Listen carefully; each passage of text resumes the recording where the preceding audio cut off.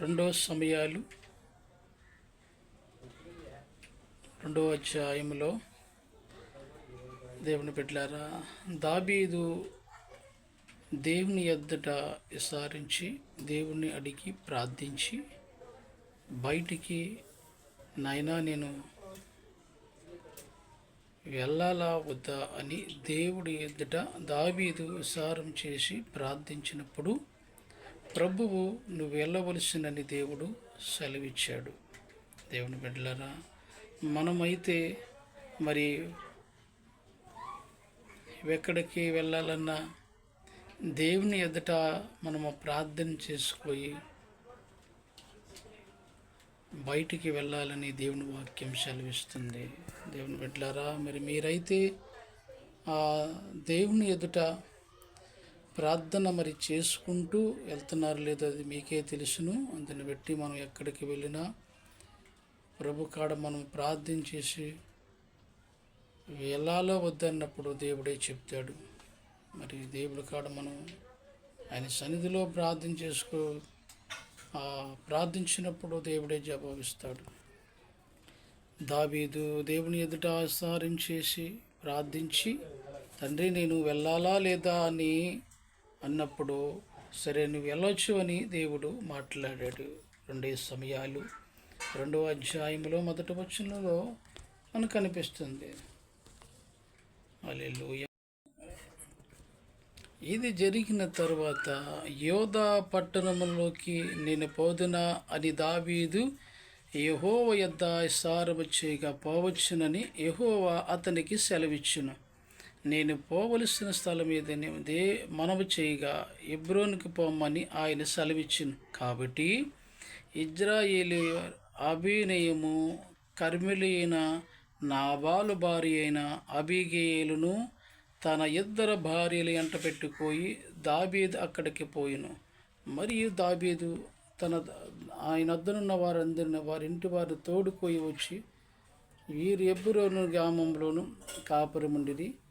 అంతటి యోధావారు అతడు వచ్చి యోధావారి మీద రాజుగా దావీదుకు పట్టాభిషేకం చేశారు. సౌలును పాతిపెట్టిన వారు యాబేసుకిలా దావీదుకు తెలుసుకొని వారి యొద్దకి పంపించి మీరు ఉపకారము చూపి మీ ఏలిన వాడైన సౌలు పాతిపెట్టిరు గనక యెహోవా యొద్ద ఆశీర్వాదవచ్చును వందిరు కానీ యెహోవా మీకు కృపను సత్యస్వ స్వభావమును ఆగపరిచినని నేనును మీరు చేసినది క్రియలు బట్టి నేను ప్రతి ఉపకారము చేసేదను.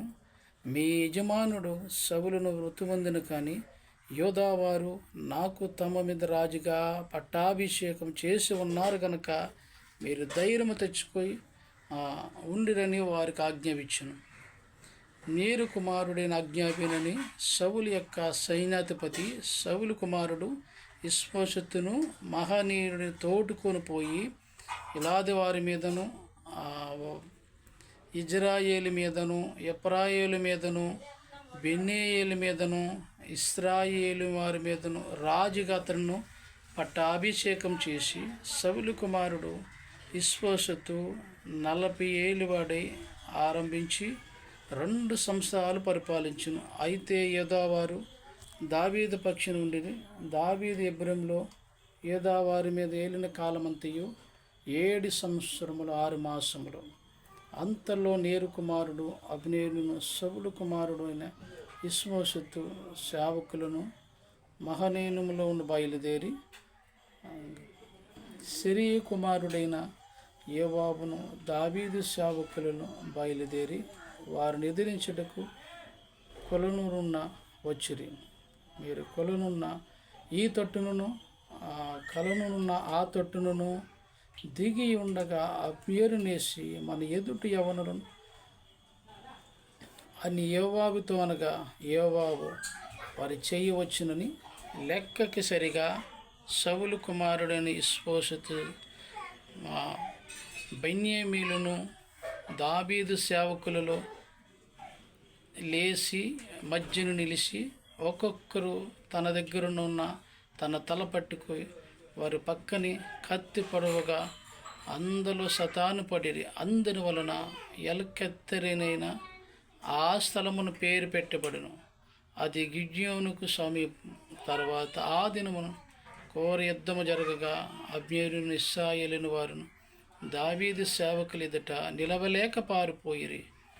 సరియైన ముగ్గురు కుమారులను యోవాబును అబీషయును అషాయేలును అతడు ఉండిరి.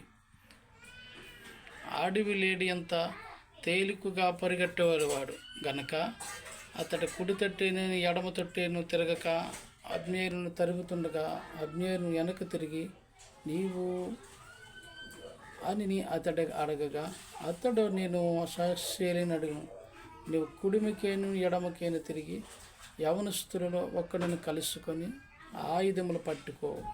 అబ్నేరు అతనితో చెప్పినను ఈ తట్టి నేను ఆ తట్టి నేను తిరగక తరమక అబ్నేరు నన్ను తరివి మాని నేను నిన్ను నేలకి కొట్టి చంపిన ఎడల నీ సహోదరులు యాబాబు ముందు మీరెట్లా తల ఉంచుకున్నానని అడుగును.